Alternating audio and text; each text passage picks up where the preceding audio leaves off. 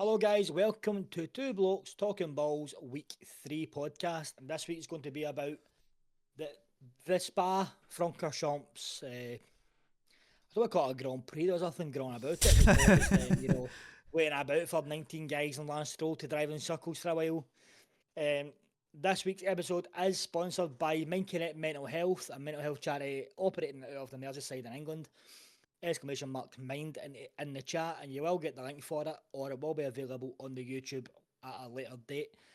Now, Leon, I'm going to start this off this week by asking you a question. Fire away. Where the fuck's the wet tyres? Well, great question. Like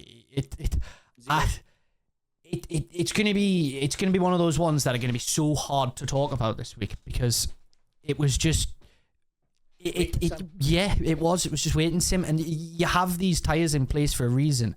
That when it's too wet, you run the wet tires, the full wet tires, not traipsing around on intermediates behind a safety car. It's just let them fucking race. The drivers know better than anyone. The drivers know better than anyone what the conditions are like. Let them race and then decide whether it's unsafe or not. Lando came out and said on radio on the first lap, "How is it, Lando? It's fine. It's visibility issues." Let them fucking race. Yeah. I mean, obviously the safety in Spa is taken a lot more seriously because obviously we've had in wet weather racing, we've seen 2 major accidents, and it's one of those that, like, you've got to be safe in the wet to try and avoid any future accidents like we've seen in the past. Well, I was speaking about this to one of my chefs from work today. In the past 6 years, we have lost 2 young drivers' lives at Spa. One of them being Antoine Hubert, as we know. Pierre Geyser leaves his wreath every year at the top of Radion. The also lesser known driver to lose his life was 17-year-old Dylan Van Toft. Dylan Van Toft sadly passed in a Formula 3000 race in 2022, I think. Where he came off the top of the Radion complex, hit the Kemmel straight, his back wheel hit the right hand side with the top of the Radion complex, and he just smashed at the sidewall on the Kemmel straight and was T-boned, an exact copy of Anton Hubert's accident all those years previously. But that leads you to the next question: is all these things for driver safety, is it too far? Yes, and probably yes and no, because at the end of the day, safety is the number one priority. It is absolutely the number one priority. You want to keep the drivers safe, but also it needs to remain. It's a sport. It's an entertainment sport. It needs to remain entertaining. Watching fucking cars traipse around the track for 3 laps and then sit in the pit lane for 40 minutes with fucking umbrellas here, there, and everywhere, trying to keep the fucking grid dry. It takes away the entertainment.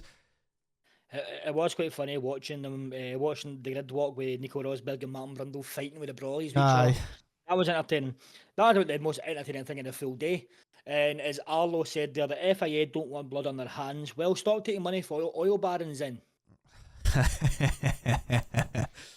just an idea.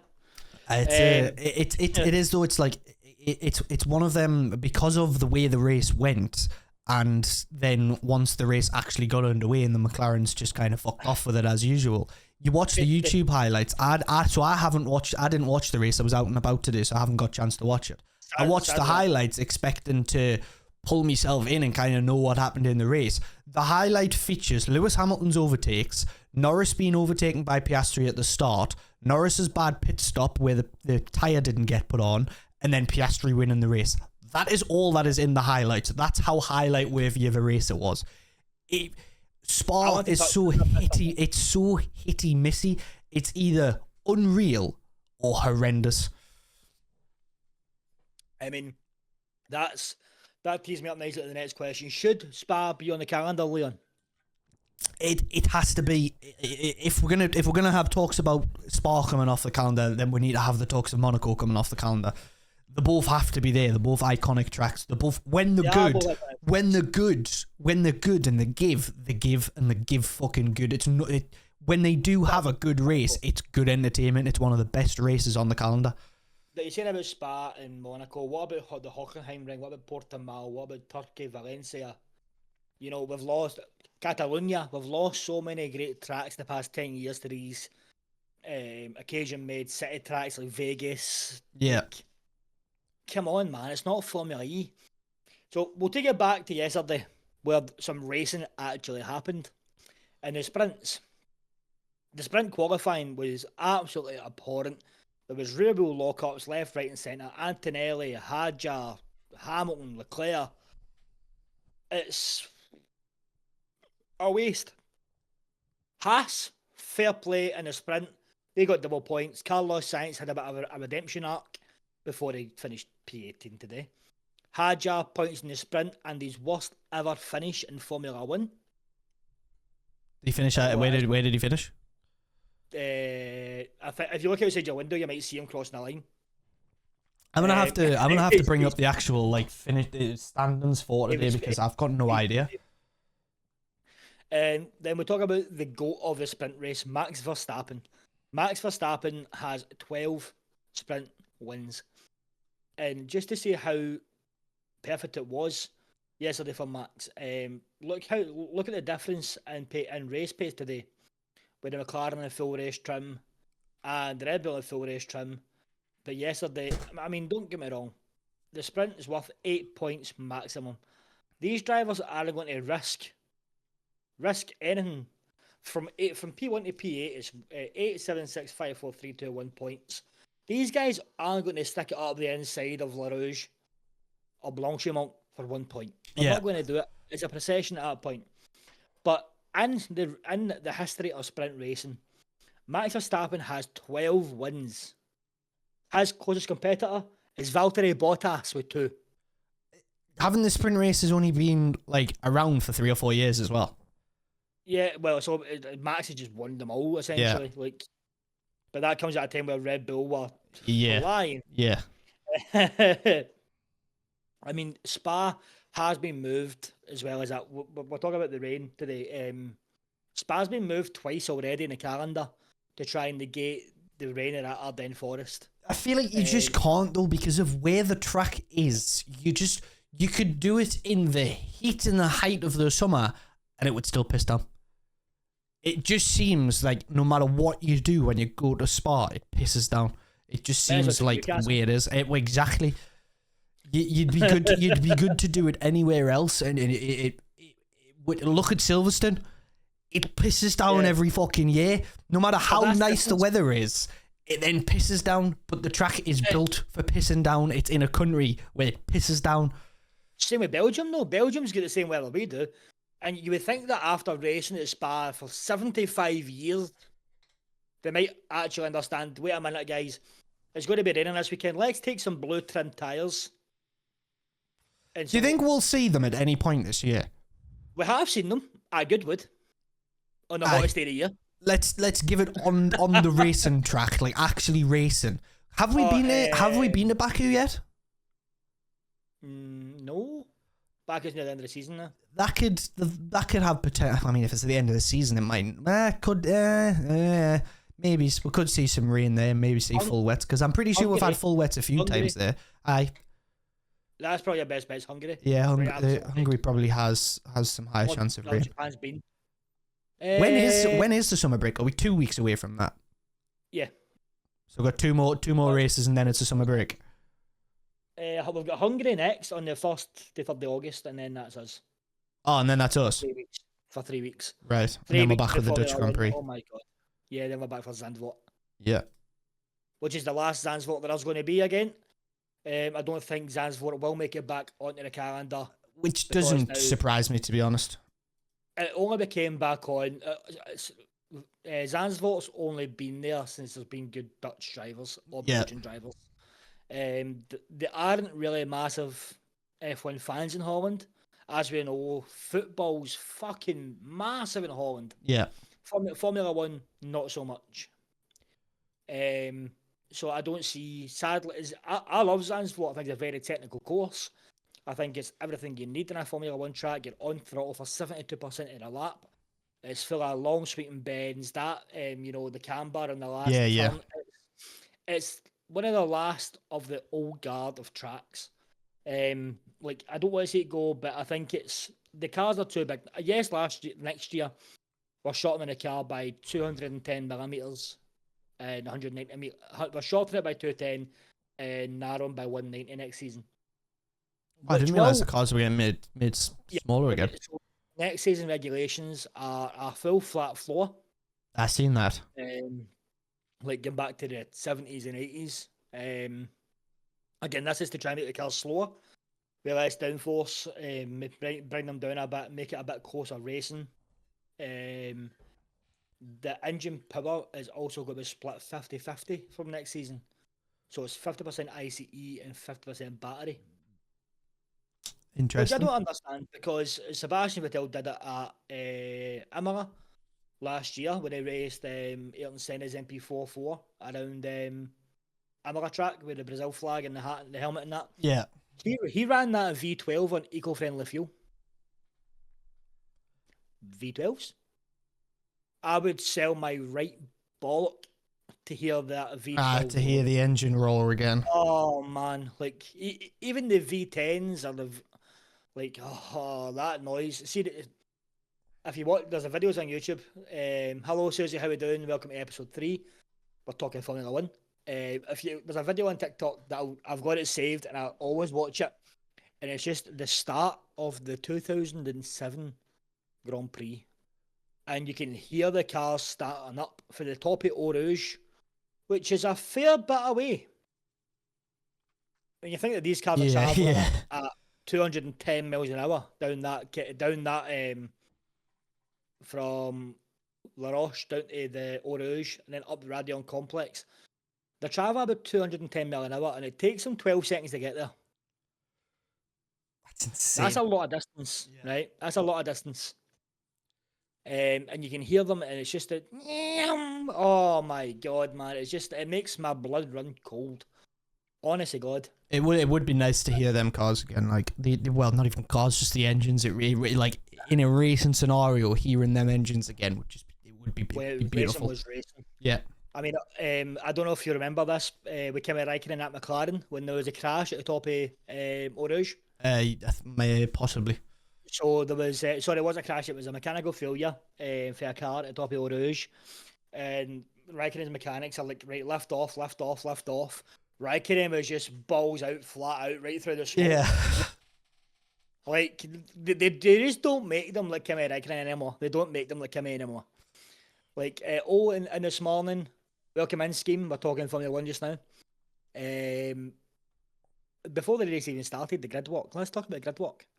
Where Nico Rosberg and Valtteri Bottas were having a little chat. When Nico says, will you be driving for Cadillac next season? And Valtteri just stared at him. Really? And so I actually put it in my Discord as it was happening. And they were saying, "Oh, it'll be good to see you on the track next year." And Valtteri just sort of looked at them as if say, "I can't say anything." Yeah, can't disclose anything. Be nice to see Valtteri back. It will be nice to see Valtteri back. And then they spoke to Mr. Jos Verstappen right after that. It was great. Jos looked so uncomfortable. They're like, "Oh, now Christian Horner's away. How do you feel?" Or I'm staying quiet. Jos Verstappen. That's about time he fucking stayed quiet. I don't think Jos Verstappen can spell quiet. Yeah, I was gonna say he's a bigger fucking whiner than his son. A significantly bigger whiner than his son, and he's the biggest whiner on the fucking grid. That's all he does, just fucking twist, and twist. Going back to the race, as we were talking about just before we went live there, every F1 race is given a 3-hour slot. The race must be completed within 2 hours of that 3-hour time slot. So if you start your race at 1 PM, the race can last for 2 hours, and it must be finished by 4 PM.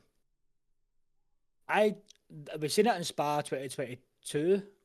No, 2021, I think it was. I think it was 2021 when Georgie got his points. When it was a washout, they had 2 laps when they saved the car. They went, nah, fuck this. This is for the ducks. And we had like 3 laps of racing and 4 hours of, just watching guys sail plastic hats down the pit lane. Don't get me wrong. That was entertaining as fuck. Yeah, but that was great. But it's mad to think as well. Like that 3 hours where we were all sat in front of the tellies going, oh, I might see some racing soon. Oh, I might see some racing soon. They managed to keep that entertaining. And I just don't get how they managed to keep a load of blokes chilling in a pit lane because they couldn't do fuck all and they'd already done the work they needed to do on the car. How did they keep it entertaining? Those 2 words. David Croft. That's it. Aye. That's all you need. David Croft and time. That's all you need. Crofty is just a master. Like, give Crofty a mic and he's different fucking gravy, isn't he? Who's the guy that does the football? Is it Peter Drury? He's got the mad, amazing football commentary. I think so, yes. Like, he's got all the famous ones and stuff like that. Ah, yeah, I think so. But making us wait, so that they say there's a 40-minute delay. Okay, these cars move 65 litres of water per second, these cars, with the downforce on them. That track, like, talking back 2001, 2, 3, 4, I think it was 2010, they got rid of the T car, which is a driver's spare car.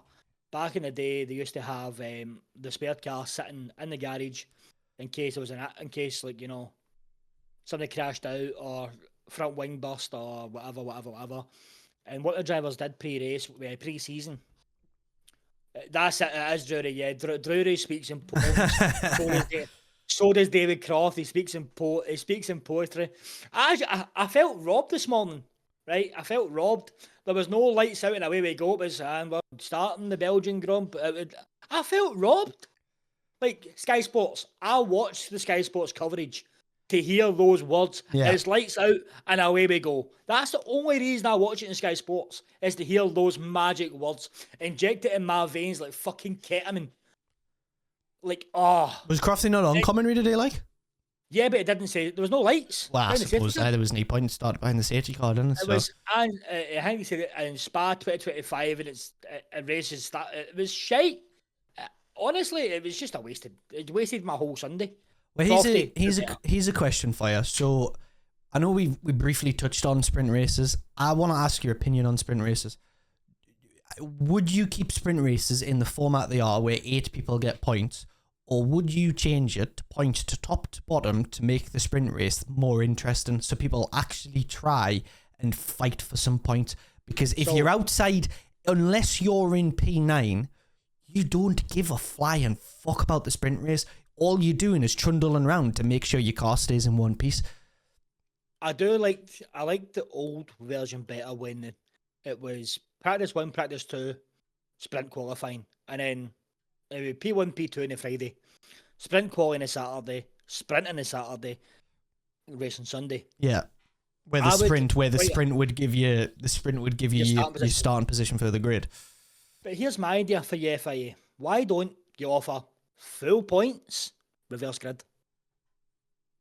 See, the reverse grid thing is never going to work though, because all you've got then is McLaren going, all right, okay, we'll just be shit today. But then that brings in, well, not really, because if you do it in such a way that is, I think for the big teams though, it would never get passed. It would never get passed in a vote, because you've got the big teams that aren't going to want to start at the back. Well, it's not up to them. It would give other teams. There is only 3 big teams. Let's be honest. Yeah. Like, at this moment in time, Red Bull, Ferrari, and McLaren are the best of the best. But right? if put it in a vote to the teams on the grid right now, you've got 10 teams. I was going to say, I think it would probably be a 5-5 split. I don't think it would be a majority vote. I think McLaren, but you're talking about for next season where there's 11 teams, 12 teams next season. 11. 12. 11. Yeah, I'm counting nowadays a separate team. No. 11. 11 teams, and I would bet that Williams, Haas, Audi. It's going to be weird not saying Sauber. Wow. Audi have said they want to come in as front runners, right? And we've seen the upgrades they produced, and they're looking pretty good so far. Give them another full season development. Audi will be there eventually. So your Cadillac, Haas, Williams, VCAB, I can't remember who else is there. I've had up your mind fart here. What have you said? Who have you said? Cadillac, VCAB, Williams, Haas, Audi, Audi. Who's the other mid-table team? Alpine. Alpine, that's it. Alpine, that's it. I dare say that if you get Alpine, do you want 42 points this weekend? No, that's only 6. Yeah, but then you've got your Red Bull, Ferrari, McLaren, Aston, Mercedes, Aston, and Mercedes. Where Mercedes are going as well, they'd take the fucking reverse grid. Well, I was going to say the way they're performing recently. You know what I mean? So there you go. I can only see 4 teams there not taking the reverse grid, and that is your big 4, so to speak. Yeah. Your Mercedes, your Ferrari, your McLaren, your Red I just Bull. have a feeling it'll never come to tuition, the reverse grids. I just don't think it would work. I just think it would make it a lot more interesting to watch. Oh, 100%. It would make it more interesting to watch. So let's talk about some of the things that I spotted during the race. But yeah, it's up to you. 'Cause like I said, I've watched the highlights, and all I know is Hamilton did 5 or 6, 7 or 8 overtakes, and Lando Norris had a shit pit stop. That's all I know from this race, because that was all the highlights were worthy of. Apparently, it was that bad. On lap 13, you'll remember Leclerc saying, "My tyres are fucking dead." Was he on slicks at this point? No, he was on inters just before the boxed. So he went wide in turn 1, and Max stuck it up the inside. But then Leclerc just hit the pedal, and that Ferrari just took off. Aye. Left the Red Bull back again. Like, it just shows you how far Red Bull fallen off. That Ferrari is just. Have Ferrari brought upgrades this weekend, or did Hamilton just be a lot more confident in a car when it was raining? Because by the looks of it today, Hammy's had a hell of a fucking race. He's had one of his better races in the Ferrari. Hamilton was one that brought a new power unit this week. Right, so he has an upgrade in his car. Yeah. Right, so that makes more sense then. It's not an upgrade, it's a new power unit, which is Hamilton's first of the season, so he's allowed one more. Right. Before they get a 10-place grid penalty. Because he looked like a typical Hamilton. I think if the Ferrari was better, we could have seen a scenario of another one of Hammy's last to first kind of situations. He was driving that well by the looks of it. Spa's one of those tracks where you could, it's usually good for overtakes if it's a dry race. I mean, from the overtakes that are in the highlights as well, it looks like Hamilton was putting them in unorthodox places, and he looked and seemed very confident in his car today, and I think that helps with the fact that he's such a good driver in the wet. In conditions like that, he's an unbelievable driver, and he made the choice to go on to the softs or the slicks before everyone else, and it worked for him. It got him up to P7. I mean, did he finish in P7? Was it P7 he finished, or did he sneak into 6th ahead of Albon? He finished behind him, because there was one point where he was right on his like tail, and then just kind of petered off a bit. Yeah, talking about that pit stop for Norris, I thought that it showed clear favouritism to Oscar Piastri.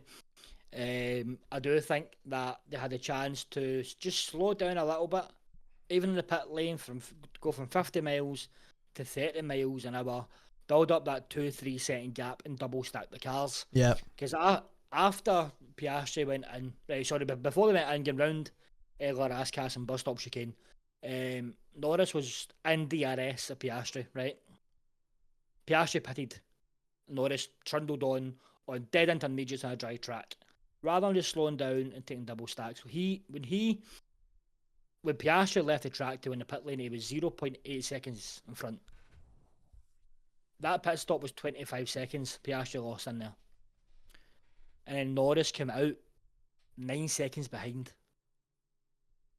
They cost Norris nearly 10 seconds in that race by not double stacking. If they double stacked, they'd have lost 2-3 seconds, not 9. Yeah. And I do think it would have been a lot closer in the end. Yes, Norris did have a hard on. And he had a hard on? The hard tyre. Oh. I was gonna say, did he have to step out of his car a bit longer and fucking masturbate while he was at it? Do you think he got his account pre-set up? He had the hard on, which was uncharted territory for that weekend. Nobody had tested the hard tyre this week. So Norris just went balls out, went for the hard tyre. and he was taking out chunk after chunk after chunk at a time on Piastri and those hard tyres. Fair play to Lando Norris making that C1 compound work, because that C1 compound is notoriously dreadful to drive. Minus these 2 lockups that cost him 2 seconds between the two of them, and ultimately is what's lost him the chance of. I think, to be honest, he didn't. He even when he did his lockups, he was only ever 3 seconds off the bat. So every time he reset himself back to 4. So I don't know if he hadn't have had those 2 lockups, would he maybe have caught him by the end? I just don't. I don't think so. I think Piastri was in just glide mode. Like. Yeah, he was. It's like it feels like watching when Max was just pissing ahead with races and fucking off 7 seconds down the road. That's what it feels like right now with both McLarens. But Piastri, once he gets in his fucking rhythm of things and gets going, he just goes. He just disappears into the distance. Like, just checks out. Like, yeah. Piastri reminds me of a cross between Verstappen and Raikkonen. Yeah. You never see him angry. You never see him pissed off. You never see him argue. You just see him win. Other than Silverstone, where he was a whiny little bitch. I mean, that was fair. It wasn't fair, but listen, you need to ask, like, my grandmother's got a saying, and it's quiet wains go hungry. If you don't ask, you don't get. Yeah. No, I mean, there was a 0.05% chance that he was going to get that, but, you know, he might have said yes. You never know. How we doing, Jordo? Welcome to 2 Blokes Talking Balls. We're talking the Spa. I don't want to say Grand Prix, because the Spa waiting sim and McLaren. But yeah, it's like with Piastri, it's almost like he just sits there with an AirPod in one ear, his team radio in the other ear, and he's just sitting there listening to white girl music, but Katy Perry blasting in his ears. You think you're pretty without any makeup on as he's driving around the fucking track. In my head, I had California girl. Yeah. He's vibing in the car himself, like not giving a fuck. He's just having the time of his life. Out, man. Right, so last week, Leon asked you your worst drivers of the season, and who was under pressure. We both agreed that Lewis Hamilton was under pressure. Yeah. I think Mr. Hamilton watches this podcast because he has delivered this week. He really did it. He's took it all and just went, you know what? Fuck this. Jordan, this is our 3rd week doing this. We both can chat up our shite, and we thought, why not make you listen to us? Like, it's just an idea we had, and we're on. I've had the idea of a podcast for a while, and we thought we'd just run with it and see what happens, and we've both been enjoying it, so we're keeping it going. Last week it was more of a transfer special. Last week, rumours. Leon went in a deep dive about a person who we won't name, or Leon might actually leave the room. I had a go at the 2 Aki's owners. This week we're talking Spa, and we'll end off with some football chat after we finish here. It's mostly going to be football and F1. They are 2 major sports. If there's any other major events in sports, such as like Wimbledon, you just wait till next NFL. Sunday when I talk fucking SummerSlam. I am so excited for next weekend. I said sports, not acting. It's sports entertainment, I'll have you know. It's sports entertainment. What is entertaining about watching 2 greasy men grab each other in the ring? What I'm most excited for is the six-way table ladders and chairs tag team match between the Wyatt Six, Fraxium, and I can't remember who. I think it's Motor City Machine Guns. It's gonna be fucking unreal. Mate, the last time I watched F1, the last time I watched the wrestling, I think Eddie Guerrero was still alive. That's a long time ago then. I think that's the last time I watched the wrestling.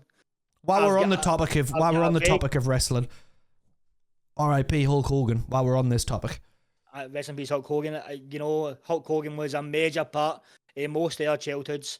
I do think in later life he went a bit west with his views politically and like being outspoken and stuff. But a great entertainer, a great wrestler, a mainstay on television for most of our childhoods. Rest in peace, Hulk Hogan. So, who was your driver of the day, Leon? Because I think we'll get the same answer here. Why, I didn't watch the race, and my driver of the day is from the highlights and it's Hamilton.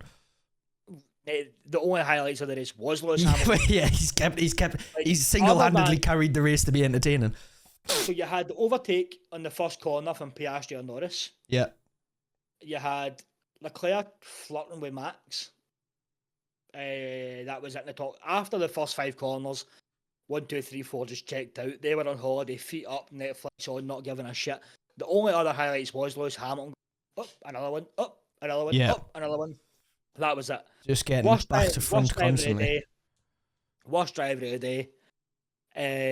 Well, you didn't watch it, but for me, the worst driver of the day was once again Fernando Alonso. Fernando. You are a racing legend. You've won 2 world titles. You've won countless races. You proved a lot of people wrong a couple of years ago. Sticking that Aston Martin on podium. You finished in the top half, but this season, Fernando, you have been nothing short of stinking. I don't know if it's personally, it might be the car for you, it might be them favouriting Lance Stroll and strategy calls, getting first dibs on strategy calls. That's fair enough. But you are a 2-time world champion, Fernando. Drive like it. You're making mistakes that you see rookies make. I just don't get it, Nando. I don't understand it, and it's so sad to see. I mean, if you look above my head, on this side, you'll see a Fernando Alonso cap from 2005. That's the OG cap from 2005 of his first title winning season. I have been one of Fernando's biggest fans since then because he was a young guy, he was fiery, he was full of passion. But now he's just seeming like Kimi Räikkönen was in his last couple of years. I do think it is. I want to say we've mentioned this for the first 2 weeks, and I'm going to mention it again for a third week. I do think Fernando is running out of time. I really do think he's running out of time in the sport now. Especially with so many. I've got a point to make about Leclerc as well, Harlow. Once we finish here, I'm going to bring up the point about Leclerc actually. Fernando Alonso, I agree, is running. We've seen it so much in the past couple of years with older drivers that we're used to seeing. Valtteri Bottas, Checo Perez, Daniel Ricciardo. But these guys were... Valtteri Bottas is a great driver. He's a great wingman. He was a great wingman for Lewis Hamilton. It was fantastic for Alfa Romeo in his first season. And then he just went nowhere. Now he's not got... There is rumours he's coming for Cadillac. We don't know. But he's not got a seat. Ricciardo get pushed out the seat. I don't think Lewis Hamilton's got long left either. Because this has been his worst 2 starts this season since... In fact, ever. Yeah. Because even in 2007, in his first season, he finished second. I do think next season, with his influence on the car and having a year in the Ferrari to learn the ropes properly, and because we touched on it last week, this car wasn't built for Hamilton; it was built around Leclerc. It was built for Leclerc. But I feel like they've brought in Hamilton for one reason and one reason only: it's experience and development. They should have a fiery. If they don't, I am going to be very, very disappointed, because they should really have a fiery car next year. I want to see a Hamilton back at his best in a car that's going to give the opportunity there for him to actually get back to his best. As Enzo Ferrari once eloquently said, ask a child to draw you a race car, they'll colour it red. Ferrari are... There's a word for it that Enzo Ferrari coined in the 50s. And I think it was one of the it means it's a constructor team. It's one of the big boys. There's been so many things over the year. The FIA stands for Ferrari Aid. There was a 2018 engine gate with Sebastian Vettel and the oil pressures and stuff like that. Ferrari are the most successful team in Formula 1, followed close second by Williams. Sorry, Williams are now third. It is what do you call them? Red Bull are now second. And then it's Williams in third. For then Mercedes afterwards. But Ferrari have not won a title since 2007. 2007, that's nearly 20 years ago. We are approaching a time where the drivers weren't alive when Ferrari last won a title. Kimi Antonelli is 18 years old. He was born the last year Ferrari won a title. because he would have 3 been months born. before he was born, 3 months before that final race. Yeah, that's mad that we're approaching a he's time racing. where that is. It's Ferrari. It's Ferrari. Like, you know what I mean? We need to see a it's like, huge improvement from Ferrari in the next season, like 100% as a team, as drivers, as a car, everything. I mean, you still look around the grids and there's red everywhere. There's so many people that are watching Ferrari and have gone to Ferrari because of Hamilton. He's took a lot of fans with him, but you still, even without the fans that have got it on because of the Hamilton fans. Red has always been a prominent colour on the F1 grid and in the F1 grandstands. You disappoint them week after week. Week after week, it's disappointment from Ferrari, a team that are so prestigious. I do think that next season is Hamilton's make or break. 100%. I think if Hamilton's having a shocker next season, Ferrari cut him loose. And, well, don't get me wrong, I'm sure there'll be many teams clamouring at the door for fucking Lewis Hamilton's signature. Let's be honest here. Yeah. It's like Ronaldo walking out as a free agent. He'll have so many phone calls to answer. Well, actually, he didn't. Because he did walk out as a free agent and he ended up having to sign back for the Saudi team. He left. Because nobody was interested in paying his wage demands. Yeah, but that may have been a bad explanation. Because Ronaldo is one of the highest. But it's the same comparison. Be one of the greatest ever. Yeah. But one of them was a bit of a prick, to put it eloquently. So, because you didn't watch the race, I'm going to hand out the strategy call of the day. The strategy call of the day goes to, and I am saying this properly, guys, right? You're not hearing things. The strategy call of the day goes to Ferrari. Was that Ferrari or was that Hamilton? Hamilton. Let's be honest here. He's the one that's the magical driver in the rain. He knew what he was doing. Again, as that points me back to what I said last week, was the drivers have the say. I posted a TikTok about my open letter to Fernando Alonso, and the guy asked, what's Fernando doing wrong? Pull the trigger, Fernando. Look at Lewis Hamilton did. Look what Nico Hülkenberg did. Look at what Verstappen did in Brazil. You, as the driver, control the car. You, as a driver, have the last say on what happens in that race. You're a race engineer. Yeah, they do the legwork. They do run about. They do the maths. But ultimately, it's if they say, right, we want to pit lap 9 for soft tyres. You're on that track. You're sliding about. You go, I'll wait 2 laps because it's too wet out here. Race engineers don't see that. They see numbers. They don't see the field on the road. They don't feel the grip on the road. They can only go with numbers. And we've seen it with Lance Stroll, who, for their four laps on softs, made up so much ground. That was his call to go to the softs. I'm looking at my screen like that. What the fuck are you doing, Lance? And next thing you know, he's sitting P3. Yeah. It's when the drivers use the brains and they go, no, fuck you and your strategy call. I'm gonna call this myself because I'm the one that's on the track and I'm the one that knows what this track feels like, not you. Exactly. You're sitting with graphs, you're sitting with telemetries, you're sitting with the weather forecast. I'm on the track. I know how it feels. This is what I want to do. More of them need to use their initiative and do it themselves. And it happens more often than not that they use the team's strategy as a scapegoat. At the end of the day, you're the driver. Make the decision yourself. You know better than anyone how the track feels. It's what I think of football as well. I think managers in football get a really hard stick. Like, if you set up a team to play a game and you're losing, right? Once your teams walk out, the manager's not really in control. Yeah. Right? Managers are strategists. They set the strategy for the game. It's up to the players to perform. The same goes in Formula 1. The strategists set up a strategy, they give you the option, but at the end of the day, it's up to the drivers to perform. Fernando Alonso, you're not performing. Lewis Hamilton, you weren't. Hats off, Mr. Hamilton. What a fucking drive.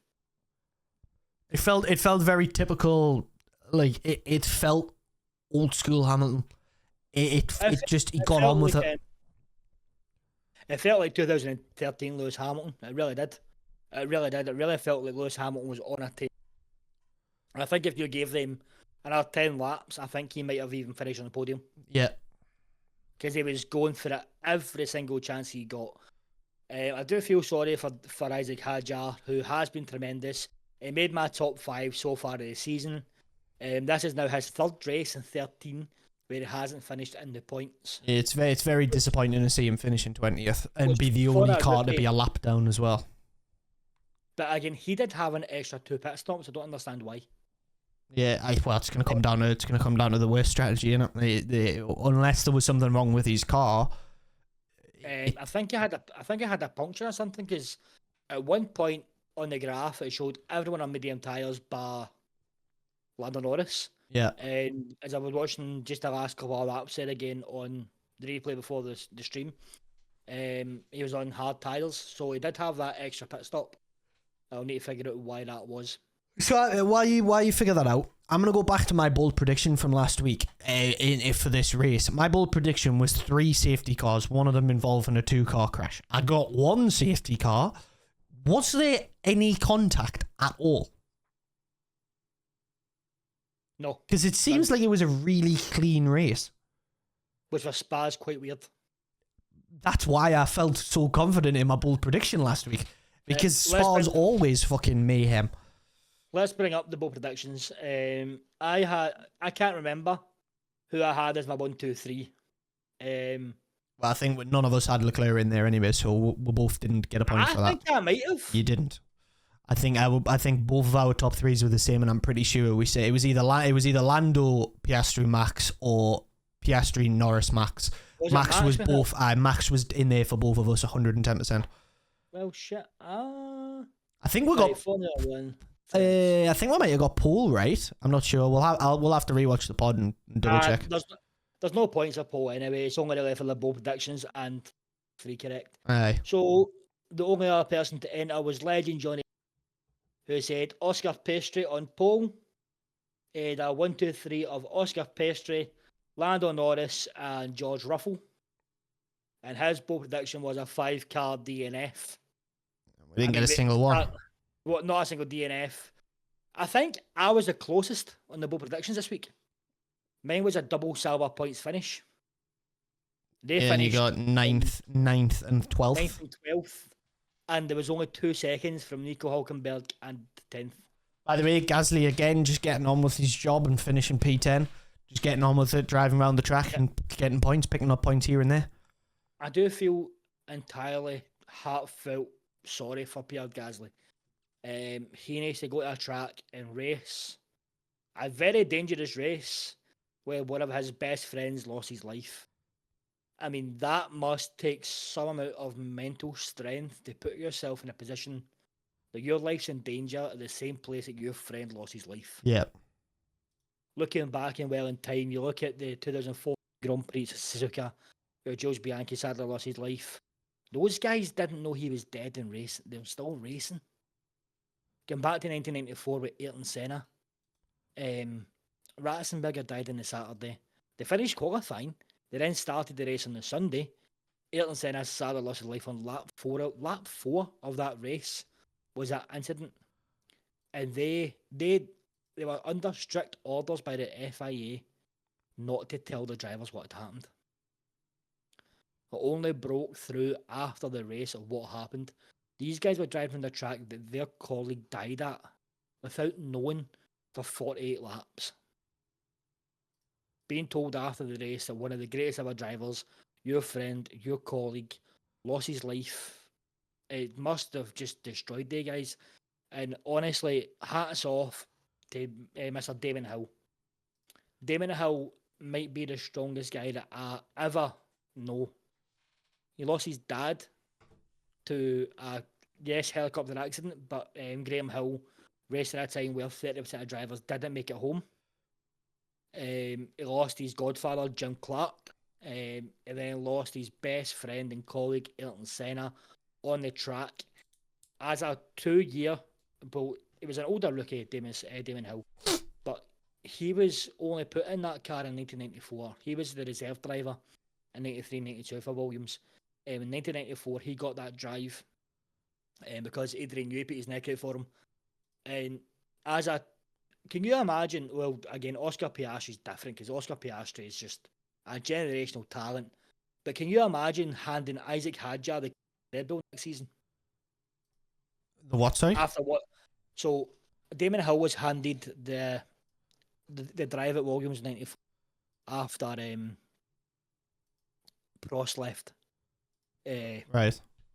Sorry, Prost was sacked for Ayrton Senna. Yeah. Damon Hill was a reserve driver. He got the key. He got the second seat, and then 4 races into his career as an F1 driver, his colleague died after losing his dad and godfather.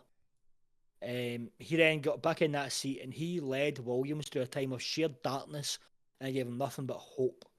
And then went on to win. It was beaten the last race by Schumacher in 95, which we won't talk about because I think Schumacher was cheating in 95 because he was in 1996 when they banned traction control, and then the FIA found that he still had the traction control map open on his engine.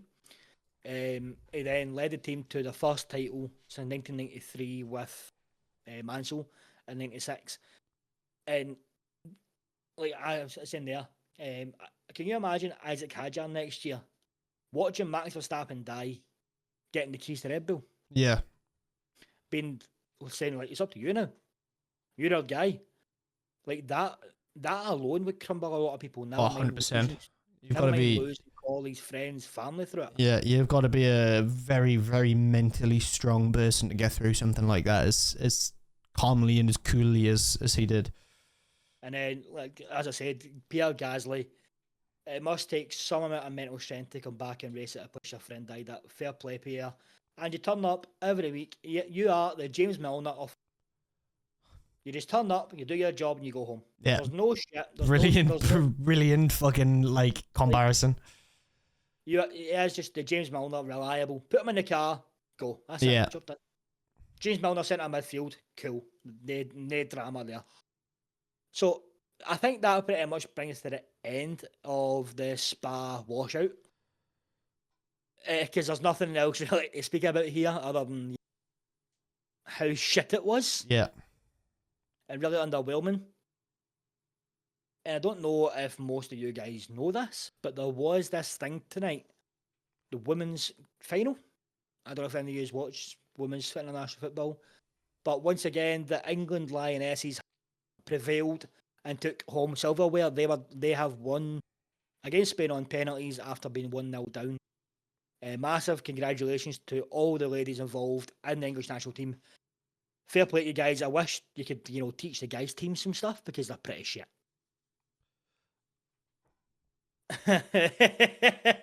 That's a nibble. That's a nibble.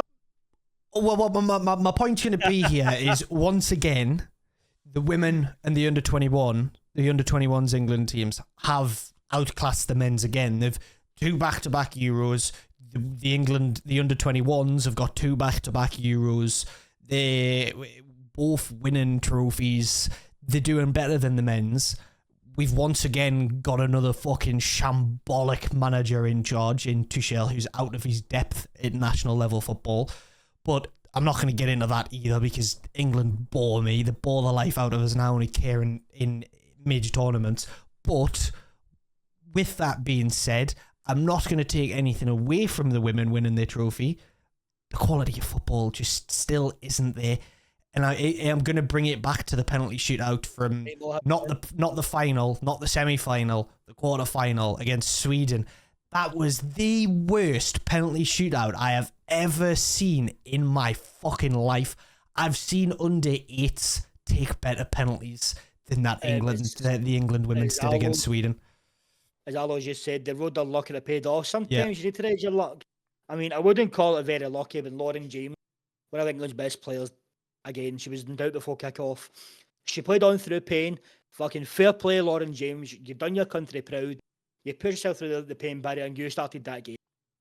Again, that shows how mentally strong you are as a player, Lauren. My hat's off to you.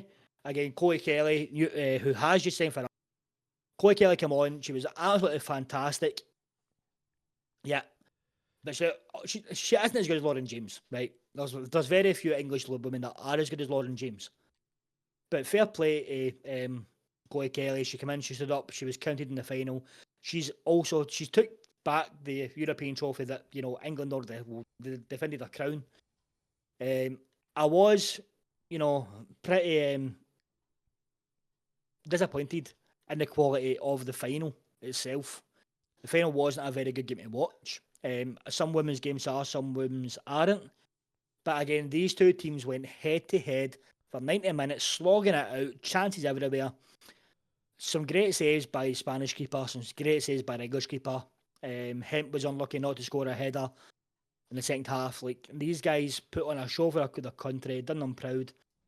But it seemed like during extra time, nothing happened. It was a non-event. It seemed like both teams were utterly terrified to lose the game. It seemed like nobody actually wanted to attack. It seemed nobody wanted to lose the game. But this is the first Euro final to go to penalties since 1984. Really? Really? I mean, and by the looks of the way Sky Sports described it as another dramatic penalty shootout that finished 3-1 on penalties. Unless Spain were horrendous with their penalties, I can't really see a penalty shootout finishing 3. Well, actually, you say that. The fucking penalty shootout against Sweden also finished 3-1, and there was fucking 22 penalties or something taken. Or like, I think there was 17 or 18 penalties. Still can't wrap my head around why the goalkeeper decided to be the fucking hero and try and take the winning one and fucking hoof the ball over the net. But the one thing I can say for the women's is for standing up being counted. Yeah, Hannah. For me, Hannah Hampton, the goalkeeper who's come in for the Euros this year, has done exceptionally well to continue through this tournament when she's replacing Mary Earps, who was a fucking incredible, tiny, but an incredible fucking goalkeeper. And for Hannah Hampton to come in and do, I know it doesn't, but it helps.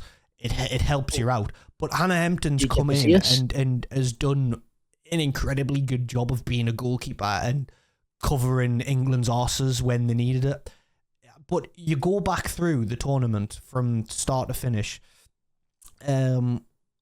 While you're looking there at the PC, Jaden's just put in chat, have you seen Joey Barton's tweet? I'll let you read that one out because I am not touching my keyboard while I'm live. I will read it out, but I'm going to read it in my head before I read it out because his tweet after the fucking first penalty shootout against Sweden, my fuck, guy, his opinion's outrageous. So we'll start from, I don't know when it started. I'm going to say it started, France. So they lost the opening game 2-1 to France, and I was in the pub for that one, and I watched that one, and that was the most god-awful game of football I've ever seen. France just tore through England. England weren't very good. They bounced back. They beat the Netherlands 4-0. They then absolutely arse-spanked Wales 6-1. From start to finish, just never looked uncomfortable. And I watched those 3 games and then kind of forgot that the Women's Euros was on. Obviously, the Sweden game, we all know how that went, in one of possibly the worst penalty shootouts in history. Then they actually managed to beat a team in the knockouts 2-1 against Italy. Didn't have to go to penalties. Thank God for Chloe Kelly's last minute fucking gasp goal. And not even going to try and pronounce Michelle. She's had 2 last gasp goals to either take it to extra time or take it through. Michelle Agianmi or something. Agiemine. Yeah, that's the one. She got a relative that plays for somebody else as well. I've got in the men's team. Agiemine's a name that I know. I think it might be St Mirren. They're definitely in Scotland somewhere. Agiemine. I'll have a quick look before I pull I would look, but I'm scared in case I ruin anything with touching my keyboard. Well, when you put our surname in, all it brings up is her. There is a fella called Patrick Agamiam, who's he's US. He's from USA, but plays for Derby by the looks of it. Just signed for Derby. Right. Who was he before there? Great fucking question. He has been in Scotland at some point.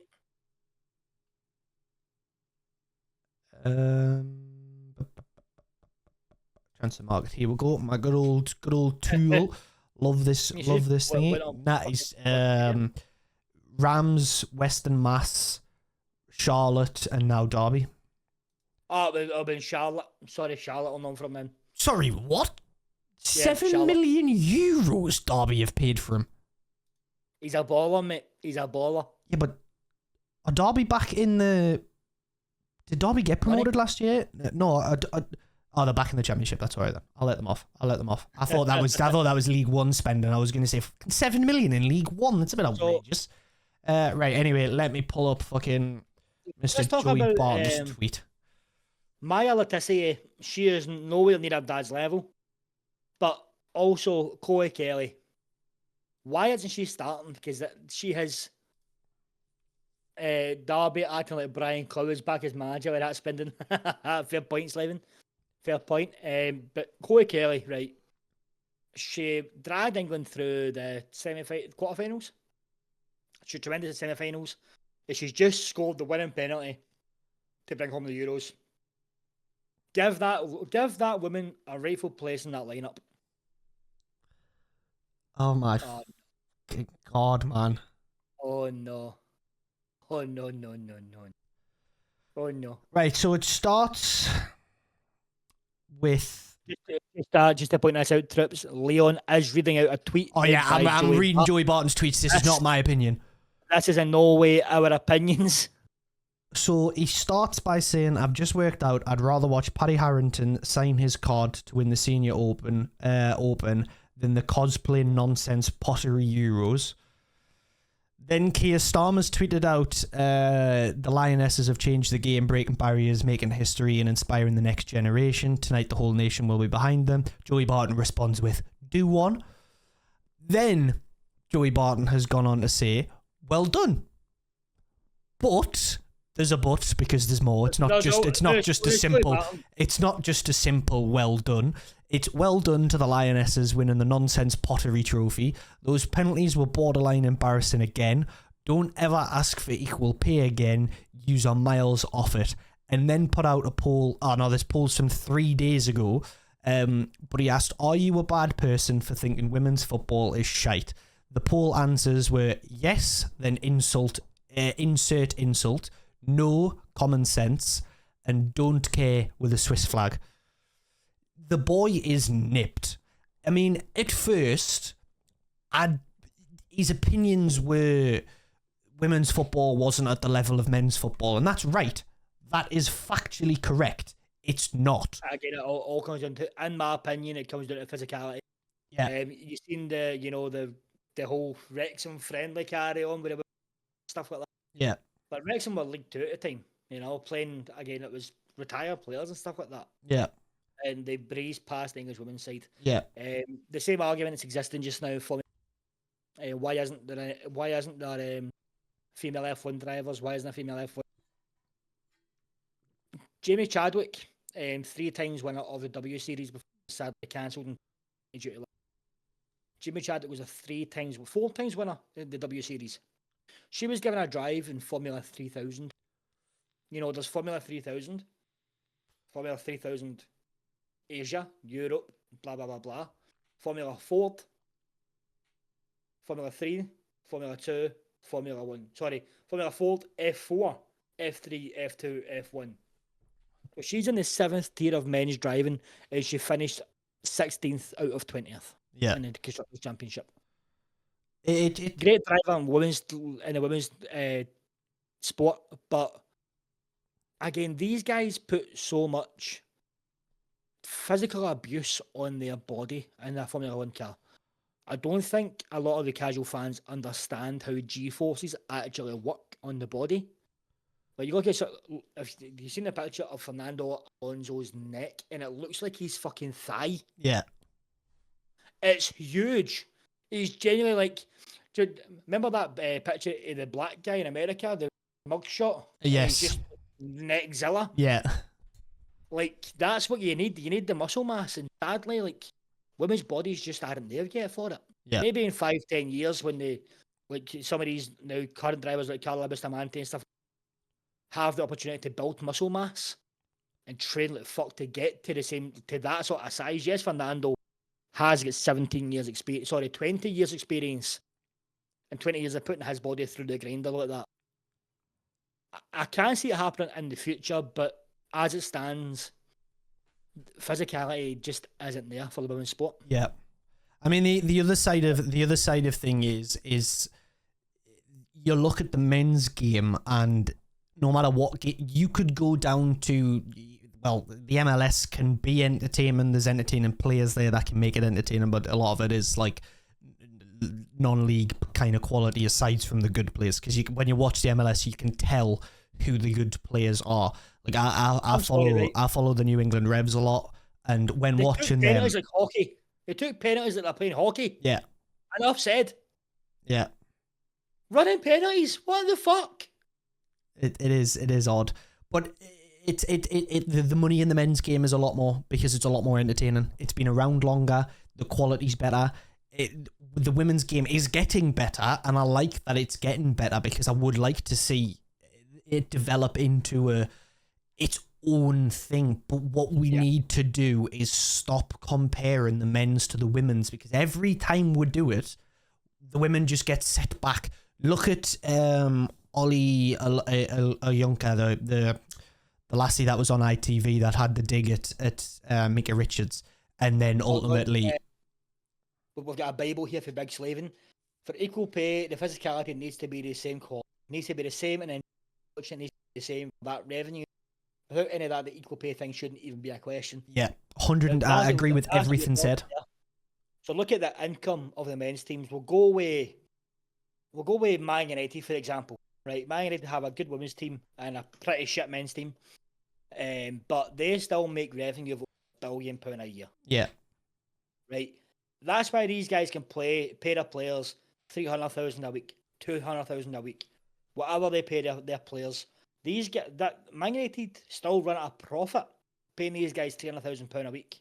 Yeah, well, I mean, Jim Radcliffe's trying to fix that and make sure it does run at a profit, because if you remember the back end of last year, Jim Radcliffe actually come out and said, we are running out of money. He said it himself. They are running out of money by the end of the year.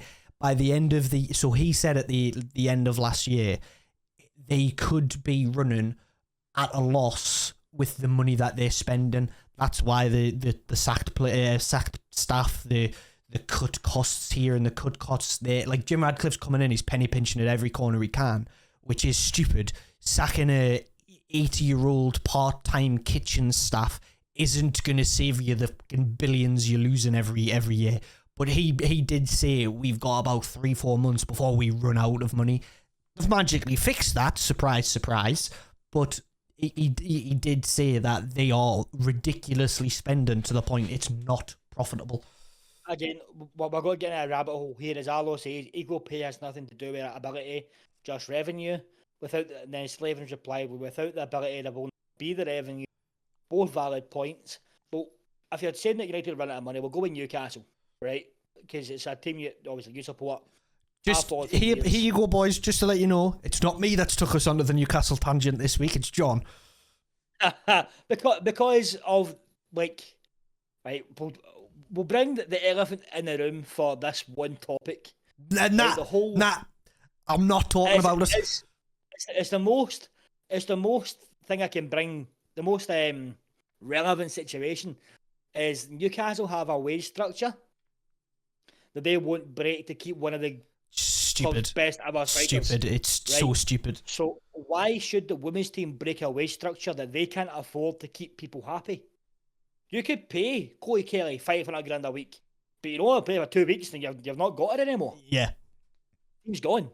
Until the revenue builds up on these clubs, I'm afraid to say that we'll never see equal pay. And again, as Flavin says, the ability just isn't there to draw bums on seats. Well, there was a friendly game before the Euros. The Swiss women's national team played. I want to say it was an under 12s team. I don't know who it was, but they played an under 12 team. They lost 17-1 or 17-3 or something like that. They got smashed by kids that haven't even hit puberty.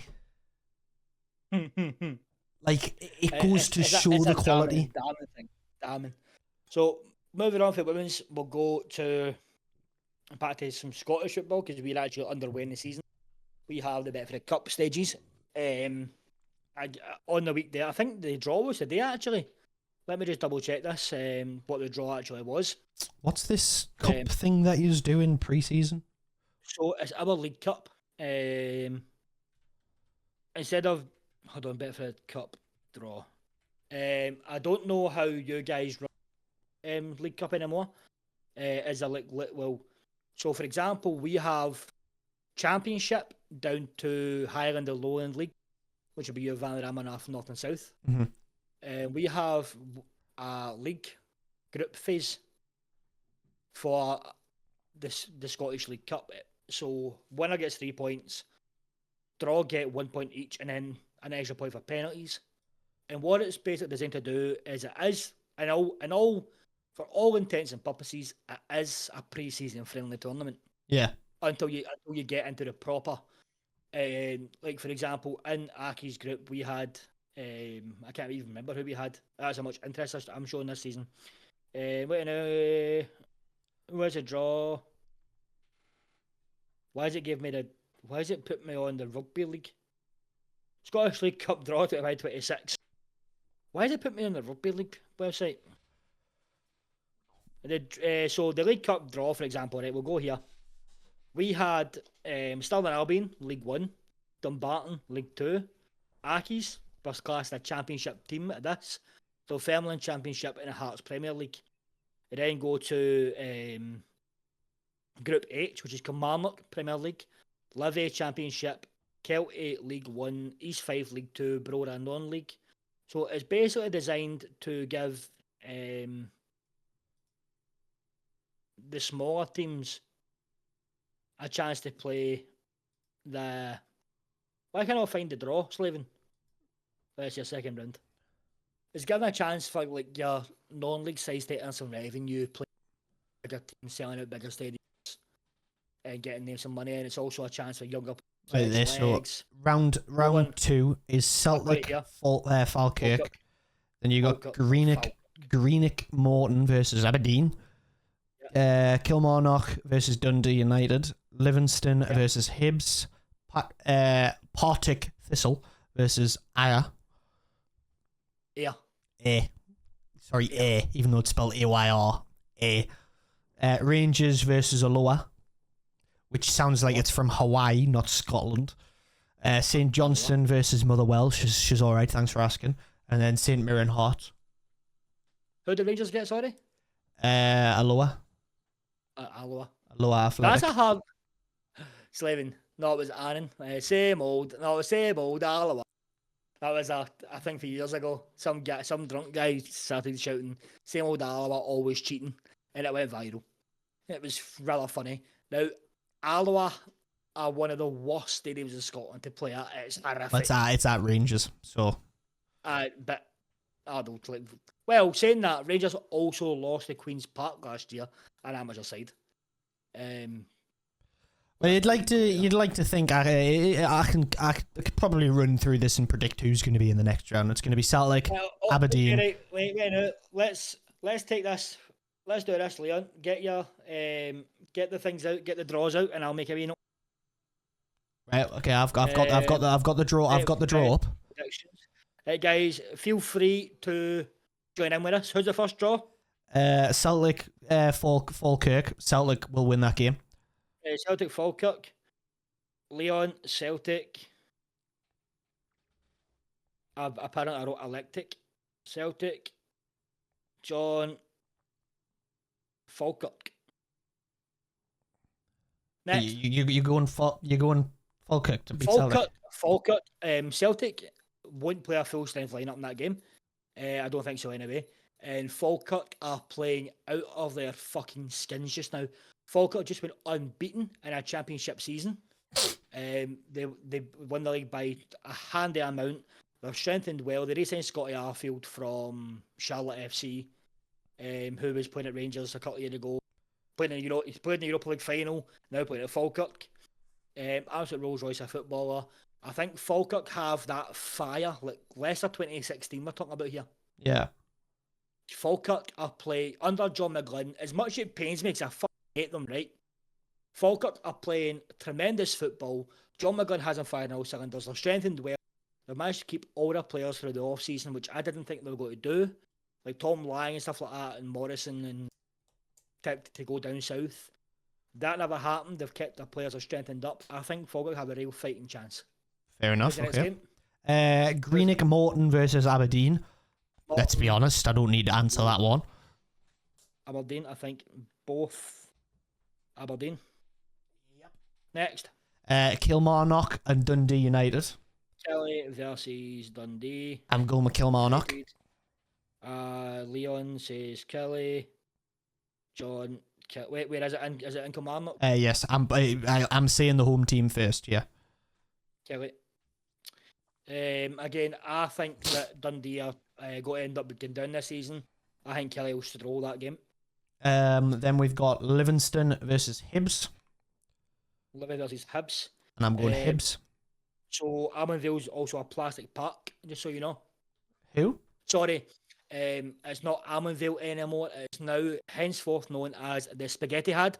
It is now the Tony Macaroni Arena.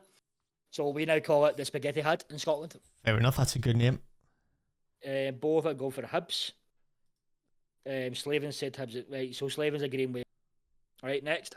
Then we've got Partick Thistle versus A. Partick versus A.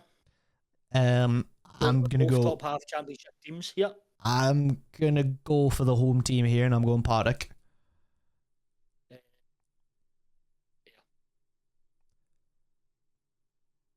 You're going A. Yeah. Okay. Yeah. Scott Brown's the current Ayr manager. Again, they've strengthened well this season. They were in contention for the league last 2 years. Fell away at the end of the season through injuries, but keep holding and strengthened this season. Yeah. It's going to be good to come back to these as well, because these games aren't until the 16th of August, so we can watch these. Well, yeah. I'm not going to watch them, but I can look at the scores and then. So you'll watch the women's football over Scottish? Well, I don't really watch women's football either. If it's on the telly, I'll watch it, but I won't go out my way to watch it. I most certainly won't go out my way to watch Scottish football unless it's Rangers Celtic. That brings us to the next team, which is Rangers at home against the Lower. Aloha to you too. Christ alive. What? And I'm going Rangers to win that one. Rangers, okay. Who's next? St. Johnson versus Motherwell. She is, thanks for asking. Right, who are you going with? My mother's well. Leon's going with the Scum. And I'm going to go. I need to take St. Johnson regardless. Because I'll never ever pick Motherwell to win a game. That's like you saying it's never going to happen. And then we've got. Fuck you, Aldo. Then we've got St. Mirren and Hearts, and I'm going Hearts to win that one. You see,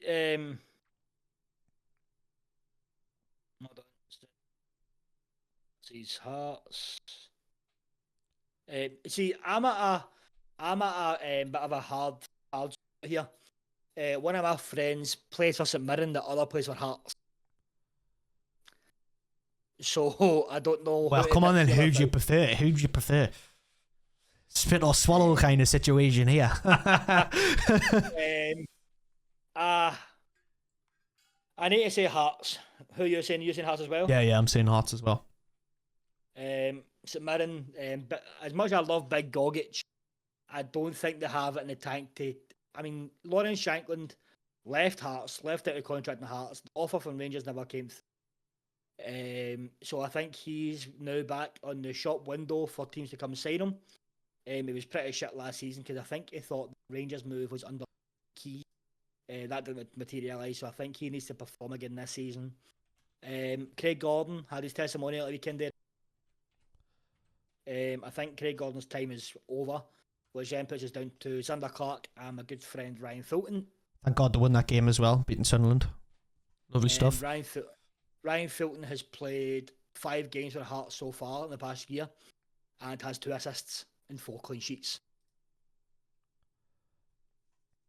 As keeper. 2 assists and 5 clean sheets. 2 assists? 2 assists. Ridiculous. I mean, we are talking about a man, right? He played for Aki. I'm going to get a timestamp here. so I can actually, in fact, it's in the bottom, John, what you're talking about, an hour and 21 minutes. I've already done it. No, it's on me, so I can send this to Ryan. Ryan Fulton, keeper at Hearts. You signed for Accies, you played for us as a loyal servant for 7 years. I won't go into any details on what happened at the club or anything like that. A fantastic servant for the club, vice captain of the club, was asked to leave and find a new club. After staying with us from Premier League to League One, again, he loved the club. His kid supports the club. He's absolutely fantastic keeper. He is a Burnley fan, which we can forgive. But Ryan, do you remember when I think it was 2020 or 2019? You just come back from injury. You started playing again for the team, and then 2 weeks later you were out for the season down to a knee injury. Now, Ryan, can you tell me if I am correct in saying that you fucked it, walked out your front door and fell on black ice and done your knee ligaments in? The answer is yes, you did. What a way to fucking injure yourself, man. If he slept on black ice and was out for the season, I mean, God bless him, but wow. What a brilliant way to injure yourself. Oh, wow. His replacement, Jan Mucha, right? A 34-year-old Hungarian keeper that no one had heard of. Like, who? Even when I bring him up to current Accies fans like that, who? Jan Mucha played 4 minutes for us. Took a goal kick and done his knee ligaments in. As a goal kick. Brilliant. Kind of sounds a bit like Plymouth Argyle's situation at the minute. They currently don't have a registered goalkeeper on their books, and the goalkeeper that they have in as a trialist, on his debut, scored an own goal pretty much straight away. They are desperate for a keeper. They might have fixed that problem, but I'm pretty sure they still don't have a registered goalkeeper on their books. Wow. Which is an insane position to be in. I'm going to send some new text here now. There's a keeper. They've obviously just got relegated down to League One. They've done a lot of signings in the right positions, and I do think Plymouth will probably bounce straight back up. They just need a fucking goalkeeper in the door. Honestly, it was surreal. Now, I do want to say a massive congratulations to Ryan Fulton, who is celebrating the birth of his second kid, Gracie. And he's getting married to his childhood sweetheart in October in Cyprus. So, Ryan, for us at Two Blokes Talking Balls, massive congratulations. Jaden said, no speaking about that Swedish striker. No, we're not speaking about that Swedish striker. We are barred. I did mention him earlier on as part of a thing about women's football and the wage structure that men's football has. Newcastle have. And I refuse to speak. But we're not saying his name out loud. He is he who shall not be named. So, getting into English football, what are you thinking? Newcastle are rumoured to be signing, is it Sesko? Yes, Benjamin Sesko and Visser. Now, the Visser, I'll speak Sesko after Visser because I'd prefer if Visser come through the door first. Visser, so if you look at his shots per goal ratio, it is incredible. He doesn't need 4 or 5 shots to score. Give him a shot, put him in front of goal, he gets a goal. He scored 19 Premier League goals last season. How many of them were penalty goals? Not a single one of them. Not one single penalty goal. He's absolutely lethal in front of thingy. And you're bringing in a striker that's played in that system. Do Newcastle play that same system that they played in there? Same kind of formation because they played a 4-3-3, so it's the same kind of formation. So he does come in nicely, but he's coming in to be a number 2, and he wants to move. But Brentford, so he actually had a gentleman's agreement last season, before obviously going and scoring 19 goals. There was a gentleman's agreement between Brentford and Visser that Visser could leave this summer for 26 million. So he has now told Brentford, I will not kick a ball for this club again unless you let me go to let me go to Newcastle, kind of thing. which is the same situation as said player. But it would be nice to have him in because he's a good rotation piece. He's a good number 2, and he can score goals. And then with Sesko, my problem is, and the reason I'm just so annoyed with the situation that Newcastle have found themselves in, in terms of now striker, we're going to be set back 2 or 3 seasons because we're now back to developing a striker again. We're bringing in Sesko. Are you going to be developing a striker with Vissa? Not with Vissa. Obviously, Sesko is the one that's going to be is the one that's going to be coming in, and we're developing a main striker again because he's younger. Vissa is there to be a number 2. He's 28-year-old. Doesn't have long left. You don't know what this guy can bring in though. Sesko. I mean, I don't really rate him. Sesko, I don't rate him. Neither do I. Not at a great deal. I think he's still. I hate the term. I absolutely hate the term. And if one more person uses the terminology, he's still raw for Willisula, I will genuinely slap them because he's not raw. He's Miggy Almiron in disguise. He's a headless chicken and he's not very good at football. I do not ever disrespect a man like Miggy Amy ever again. I fucking love Miggy Almiron. Just because he runs around like a headless fucking chicken. That's all he does. Right, so 24-25 season. So Sesko's coming off the back of 45 games, 21 goals and 6 assists. He's coming off the back of a good season. When we signed said Swedish striker, he played alongside Soloff for a year and only scored 6 goals. So we're actually bringing in a striker who has more goal contributions in the same amount of games than the Swedish man that were brought in. So it's less of a development worry, but I'm forever going to be cautious. Wait a minute.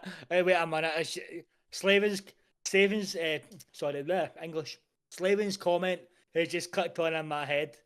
So I'm saying the man who shall not be named, and he said Alexander Graham Bell. And it's just clicked on in my head why he said that. Fair play, Slavin, fair play.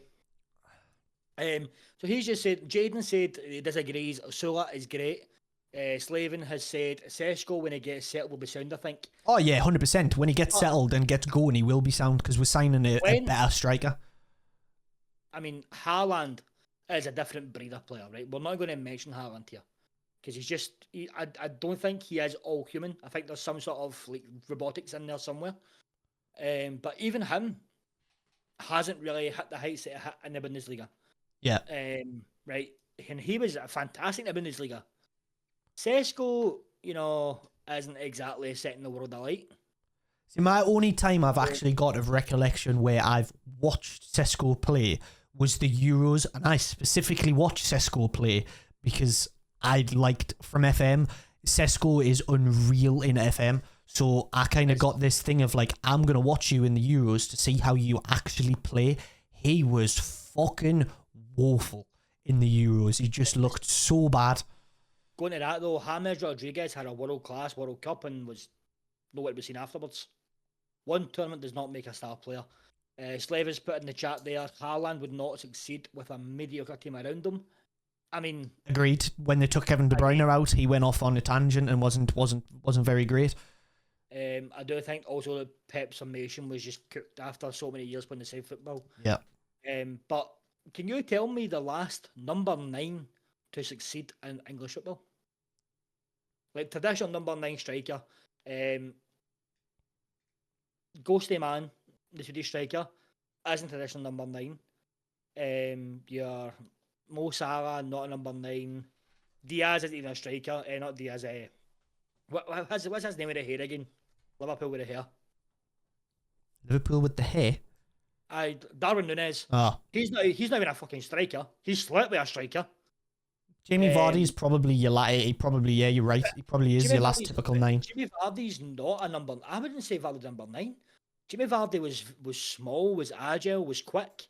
I think the biggest thing with football now is I think since that era though, in terms of 9s, we've moved away from number 9s. Like every club. So why are Newcastle signing one and Sesko? Because the game's kind of moved away from 9s and. But they're signing a number 9 and Sesko is an out number 9 striker. Well, yeah. It's so the thing with I was speaking about this at work the other day as well. We've come to it like your typical numbers in football. Like Newcastle have one number which has a lot of history to it, and it's the 9. But if you go back over the last list of players that have wore the number 9 since Shearer, it's been tarnished. That 9 is no longer, it no longer has the specialty to it. It's no longer a pressured number. In my head, right, number 1. Yeah, it's typical. Right. Will always be number 1. But my subkeeper will always be number 25. Very specific. Why? Because that's what I grew up seeing. With Ronald Waters at Rangers was number 25, a subkeeper. Number 2 will always be a right back. Yeah. Number 5, the left back. Yeah. 6 and 8 are your central midfielders. Your 7 and 11 are your wingers. Yeah. Your 10's your playmaker, your 9's your striker. It's not rocket science. But when I say to somebody, oh, he's an out and out number 8, they look at me confused. I'm like, he's a creative centre midfielder. Jojo Shelby. Right? But then you've got your number 6, your Roy Keane, your Scott Brown, your hard man, your Barry Ferguson. Your captain usually wears number 6. Yeah. The hard man of the team. Your number 7 is normally your tricky winger. Right? But Ronaldo fucked up. Because Ronaldo wasn't a tricky wee winger. It was a fucking absolute unit in disguise. Aye. With tricky feet. Like, the game's gone and that's long gone now. The numbers game is long gone. People just wear numbers that they like. I mean, again, I'm going to bring it back to a friend of mine, Georgios Saris, who currently plays for Ergotelis in Greece. He played for Akis for numerous years, but all through his career, he's worn the shirt number 89 because he was born on the 8th of the 9th, 1989, at 9 minutes past 8. Interesting. And so you, it's literally 89. I respect the reasoning. 89 at 9 minutes past 8. At 8:09. So, like, but also he is 6'4", bald, with a massive beard and a penchant for fighting with ultras in the away section. there's a glorious photo when he played in Turkey. The away fans. Yeah, Slaven, don't get me started on that nonsense. I could talk for hours about that. I hate it. But that's where it starts, though, is order of numbers. That's where it comes from. I hate it that we've gone back to that, though. It doesn't work in the modern day. Why the fuck is James Tavernier up front? Yeah, it doesn't work in the modern day to put the numbers in order because you've got players picking bigger numbers. Just fucking keep them in the actual formation order. Stop pissing around and just do it properly. Let's play a little game to end this sort of, because we are just now waffling shit. So let's play a little game. Well, before we play the game, I wanna talk about a team that, if do said sign striker, are gonna spend 460 million and look like a team that are going to be piss easy to catch on the counter. And what was once, I was in the camp of guaranteed title for Liverpool because this team is strong as fuck, to now, after watching that AC Milan game and realising you've got two fullbacks who think they're fucking wingers, Liverpool are going to be so easy to catch on the counter. When you've got Kirk says pushing so far up, you've got Frimpong, who isn't a very good defender in the first. Liverpool have lost Trent and replaced him with a worse Trent. It's the same style of player. He's just not as good as a player. He can't defend. He's good at going forward, but he's not as good as Trent. And then you've got Kirk says for the left back. I don't know if you've seen the video of the mistake between Kirk says and Marmadovic-Chile. It was fucking terrible decision making from both. But there's the third goal AC Milan scored. It's so quick and bullet on the counter. And you look at the Premier League, teams play counter-attacking football in the Premier League. Look at Forest last year. Forest was so successful because they sat back, let teams have the ball and went, okay, now's our chance. Let's send the fast wingers through. Liverpool are going to be so easy to catch on the counter, and I don't think their title is going to be as straightforward as the Liverpool fans making it out to be. I also agree with that 100%. 100%. They have a strength at the back. They did look weak on the counter last season, and they haven't exactly went out and filled me with confidence in their Yeah. back four. Like if you look at the players that they've said, there's still a massive elephant in wet as well in Canate, who is very, very clearly running his contract down now to go to Real Madrid. They've still not signed a centre back. You've got Van Dijk, who's signed a 2-year deal. You need 2 centre backs. Liverpool have Joe Gomez, Canate, and Van Dijk as centre backs on their books. They need a centre back. Obviously, they're looking at Mark Guy, but they need a centre back, and they need a centre back in quick. And I don't rate Mark Guy that highly anyway. He's also got a year left on his contract. I think it's moronic to go and pay 40 to 60 million for a centre back with a year on his contract. Just wait and pull him in on a free transfer. But if you look at what they've signed, they've signed nothing but attackers for a team that was already ridiculously stacked attackingly. And if they're going to drop Gravenberch, it's a big worry for them, because Gravenberch last season was incredible. And to drop a player that was as good as he was last season defensively, it's a risk to take. As a risk to take, but you don't win Champions Leagues, Premier Leagues without taking these sort of risks. Yeah. Do you know what I mean? So it's like, what do you want to do? But let's go into a little. It'll bring you guys in the chat in as well. Let's do our all-time favourite 11. So this doesn't need to be your greatest 11. Like, it doesn't need to be the best players in that position, but the team that you like.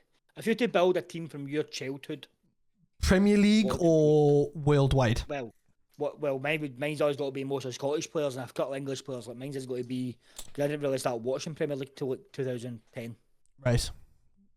Let's go then. We'll start. In fact, when was the Arsenal maroon kit? Ooh, with the O2 on the front. Yeah.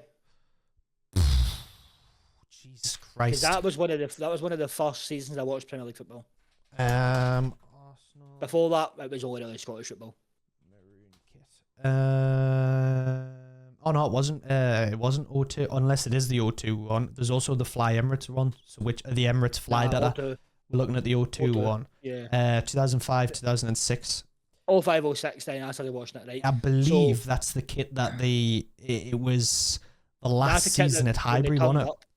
Yeah. That season when that kit was on and they turned up, it was game over Arsenal. Yeah.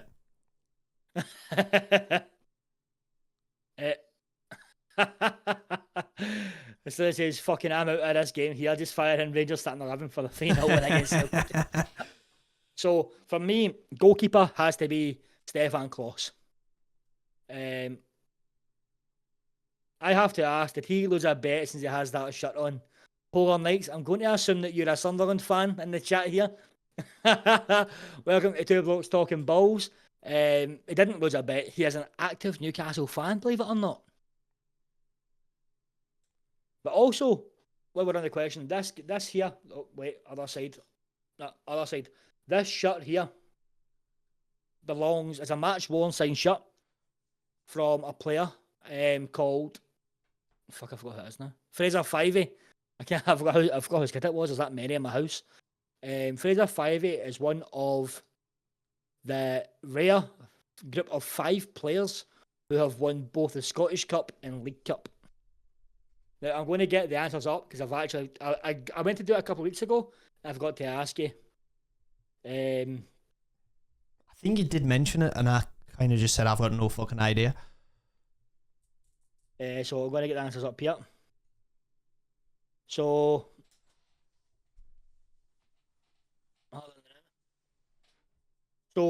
there's 3. Sorry, not 5. If you can guess any of the other ones, then I'll be very, very impressed. And I'm not even going to try and guess. One's Kenny Dalglish. That makes sense. Pretty good at the football. King Kenny, what a guy. And a guy called Martin Buchan. Absolutely no fucking clue who that is. Who the fuck is that guy? Exactly. And then that man there, Fraser Fivey. So Andy Gordon was up there, slaving, but Stefan Klos again, it's a toss-up between Stefan Klos and Gigi Buffon, because these guys, I mean, I grew up in the pinnacle of Italian football. The cool guys with the long hair, smoking cigarettes, turning up with the turtlenecks and the models, and when defending was defending. when defending was, I'm going to fucking light you up Yeah. my Christmas tree. Yeah. When tackling was tackling. Yeah. Like, get this utter woke nonsense to push. I want flying through the air scissor kicks.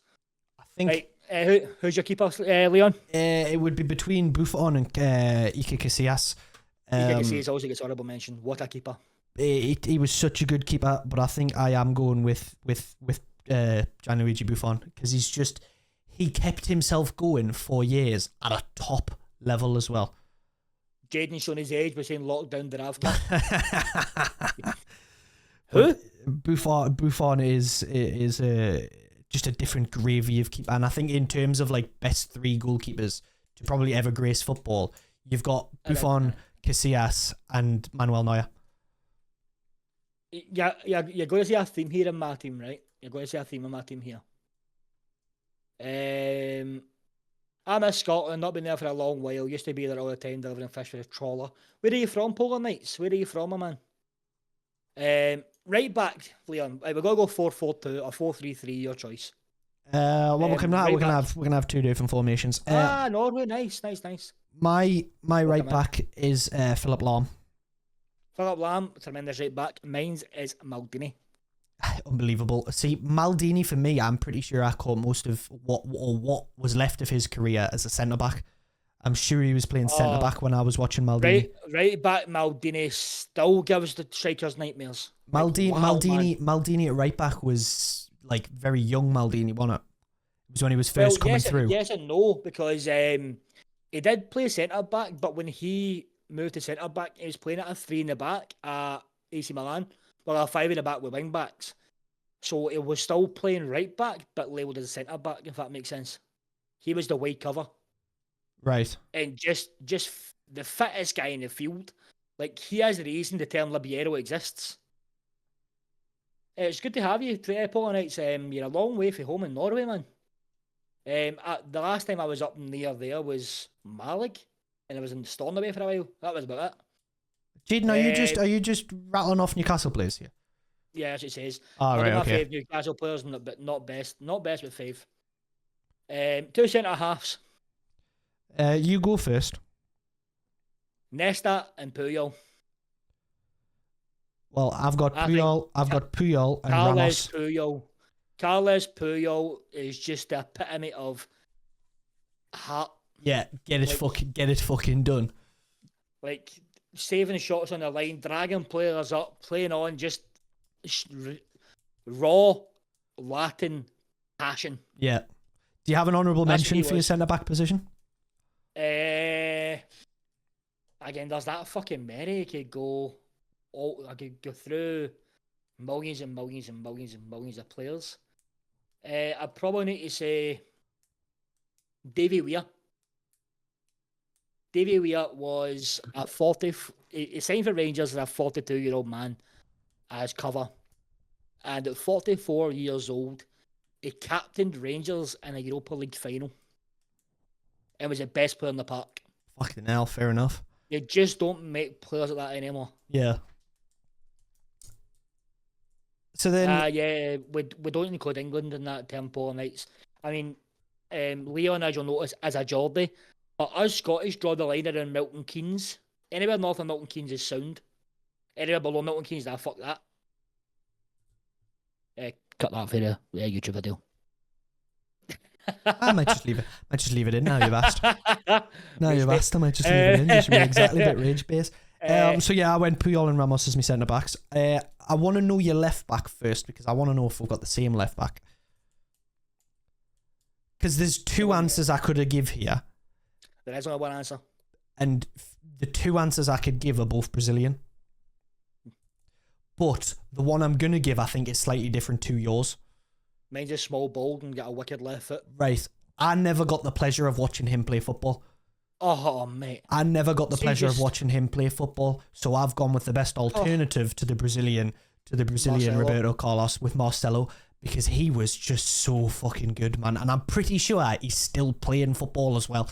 I don't think he has retired yet. I think he pays to play. I think he like owns a team and plays there, something like that. He's so passionate about it, and I love it. So I'm going to, like, my midfield three would get ran over in a game. Like, there's no if, ands, or buts. Like, my midfield three are Ronald Genius. Because there's no other way to describe him. Ronald Genius. Just, mwah. Would you be having him? Would you be having him as like a central cam, or would you have him as in his peak left wing? Centre. Putting him in the centre. Andrea Pirlo and Gattuso.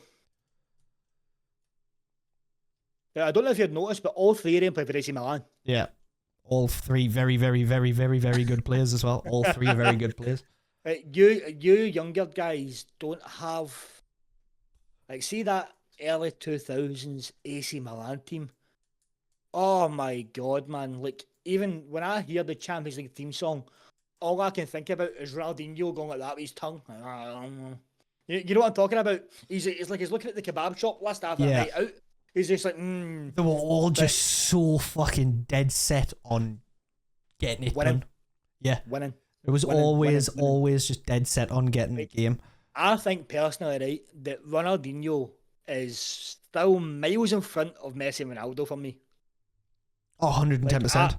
I think Ronaldinho is the greatest to ever do it and that ever will do it is Ronaldinho. It was just, oh man.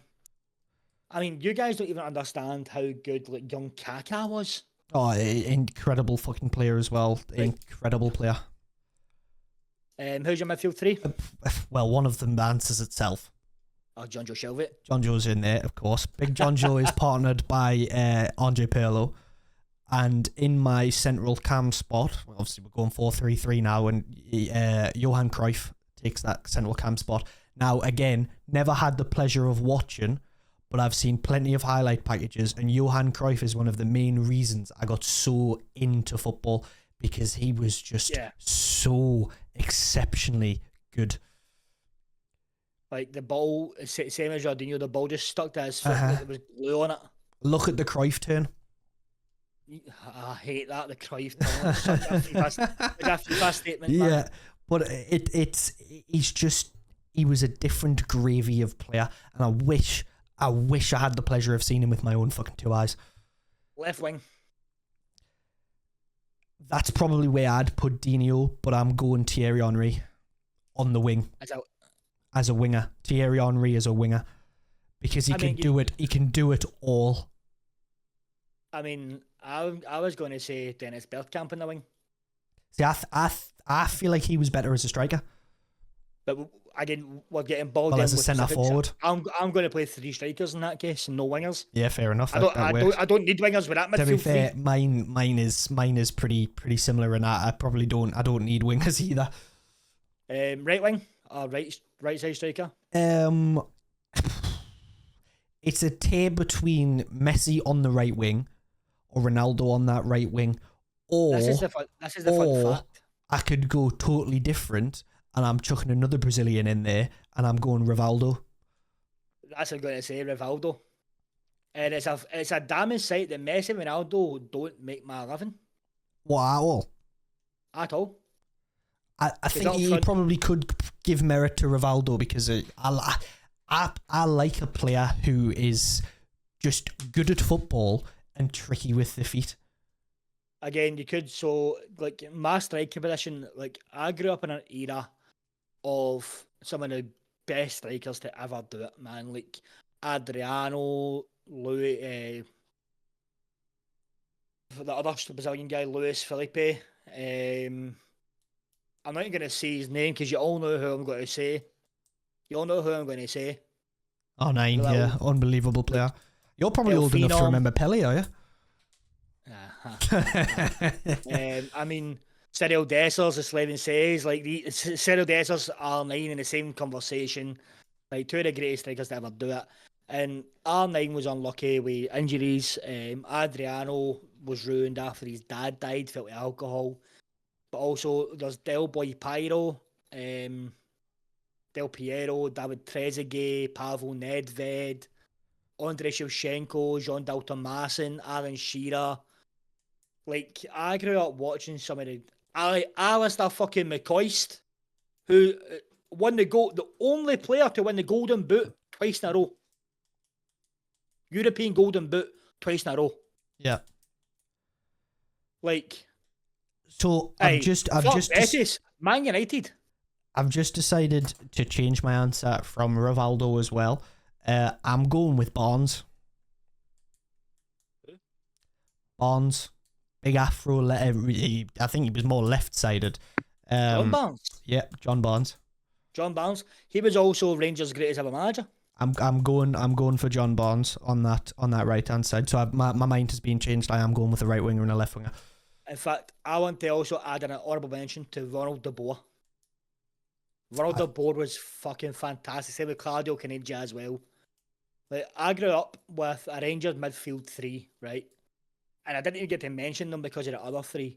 But the Rangers midfield three of fucking Paul Gascoigne. What a fucking player Gascoigne was. Watching Paul Gascoigne in the flesh was just fuck me, man. Another one I'd love to have seen play football. And it breaks my heart seeing where he is now, stuff like that as well, man. But it's now 11 o'clock, Leon, so let's get this wrapped up. We need a striker. Let's go on. Oh, you need a striker? Mine's at 9.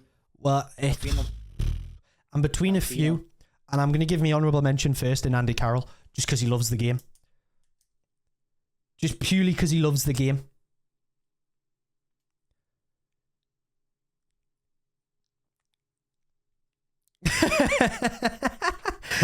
Yeah, you heard Andy Carroll, just because he loves the fucking game. He genuinely just loves the game. He's still playing for Bordeaux. It was reported he's on less than minimum wage. He's fucking not. He's getting £1,700 a week. But he just loves the game. He's a prick. I'm sorry, I'm just looking for your fucking marbles. I think you've lost them. Honourable mention, by the way. He isn't in my team. He isn't in my team because the striker, it's Shearer. You've just lost all credibility. Andy Carroll. Well, I could have had James Milner in the midfield. I respect that. But like, I respect players who are still playing football that are absolutely ancient because of a love of the game. Ronaldo's playing because he's getting paid fucking fortunes. Messi's playing because he's getting paid fortunes. I like players that are going and playing football because they love playing football. I want a manager for your team as well. Another honourable mention, Francesco Totti. Oh, unfucking real player. Hey, like, there's not even going to be any sort of question in this manager. Big Slavin knows what I'm going to say before I even say it. May he rest in peace. The greatest to ever do it, Sir Walter Smith. I'm going to be totally honest with you. Who the fuck is Walter? First it says Andy Carroll. Next it says, who's Walter Smith? Who the fuck is Walter What Smith? the f... I can't wait to see this go viral on TikTok, by the way. I genuinely don't know who Walter Smith is. Do I know who Walter Smith is? The Rangers and Everton manager.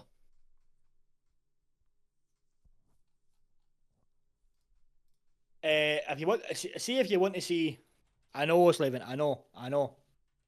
How the fuck are you alive and don't know who Walter Smith is? Why the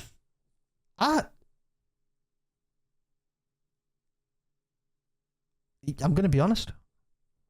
In fact, the greatest manager to ever, like the greatest manager in football history, is Bill Struth, who managed Rangers from 1920 to 1954. He won 30 major trophies, winning 18 leagues, 10 Scottish Cups and 2 League Cups. But he was a manager for 34 years. And folk like that just don't come about anymore.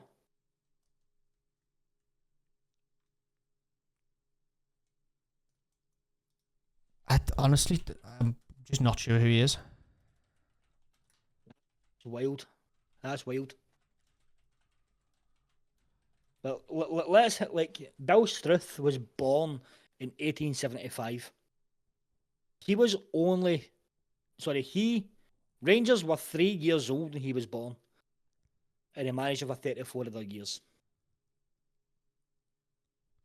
I'm gonna give you my manager, by the way. Alan Pardew. Because of one simple quote, and I'm not even going to give the manager. I'm just going to say the quote. I'd love it if we could beat them. I would love it if we could beat them. Kevin Keegan.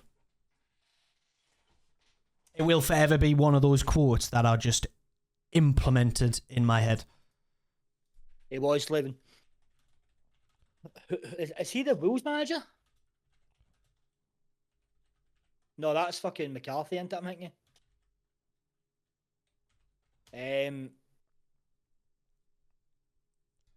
Well, Trips, I don't know if you noticed on my stream personally, but there has been a new addition to my layout on the Two Blokes Talking Balls podcast, and that is the logo of Hamilton Accies with a badge ASA beside it.